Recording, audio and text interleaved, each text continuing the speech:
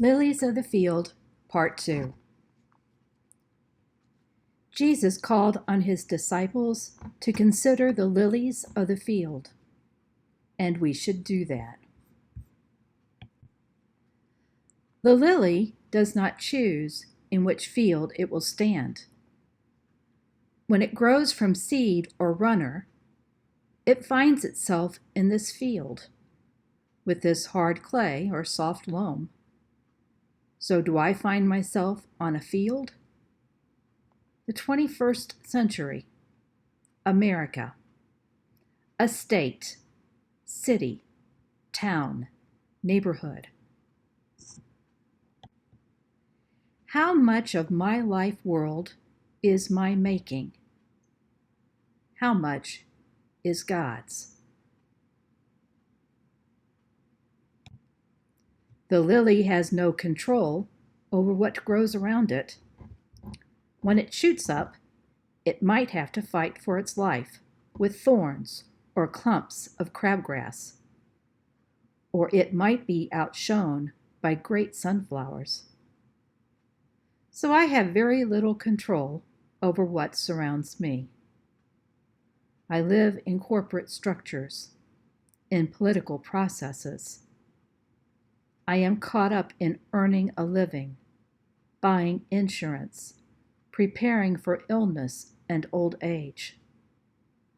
I cannot change the stock market, or banking practices, or taxation. I cannot make the ghettos disappear, or dry up acid rain. How much of my life world is my making? How much is God's?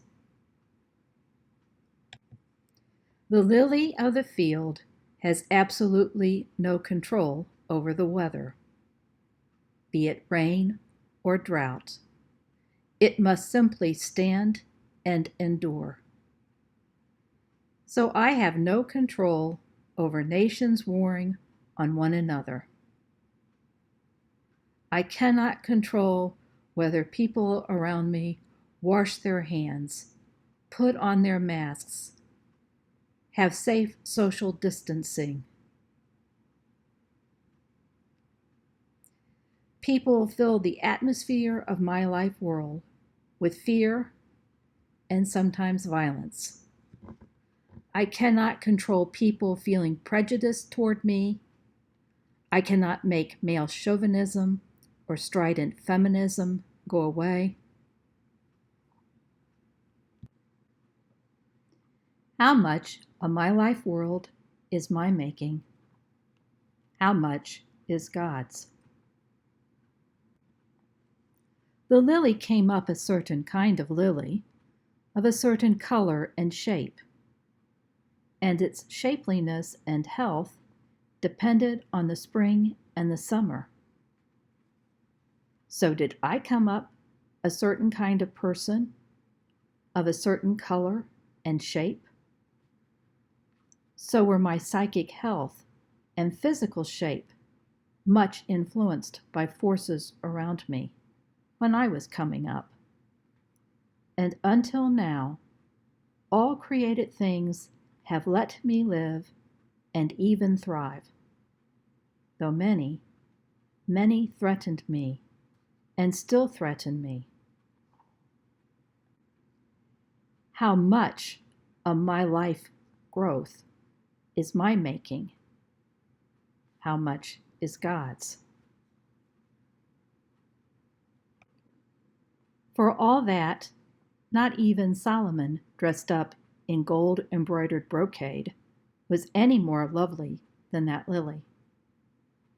So for all that has happened and misshaped me, for all that has given me health and inflicted ill health on me, I am precious in the eyes of God and honored, and God loves me as I am.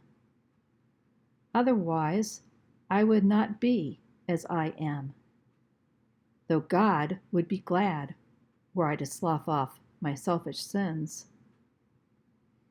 But they are trash compared to God's creating love in me.